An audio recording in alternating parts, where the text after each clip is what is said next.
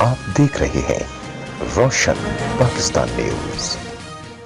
بحریہ ٹاؤن کراچی میں انویسٹ کرنے والے اوورسیز رل گئے۔ 4 برس سے پیچ کاٹ کر قسطیں ادا کرتے رہے، اب قبضہ نہیں دیا جا رہا۔ قبضہ نہ ملنے پر متاثرین پریشان۔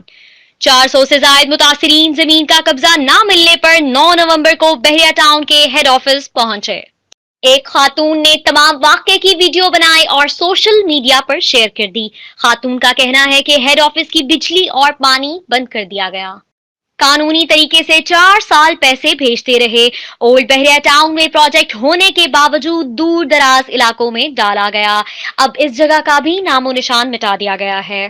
خاتون نے الزام عائد کیا ہے کہ بحریہ ٹاؤن میں متاثرین کو قابو کرنے کے لیے پولیس بلائی گئی ہے۔ رابعہ ملک زمان، روشن پاکستان نیوز، اسلام آباد۔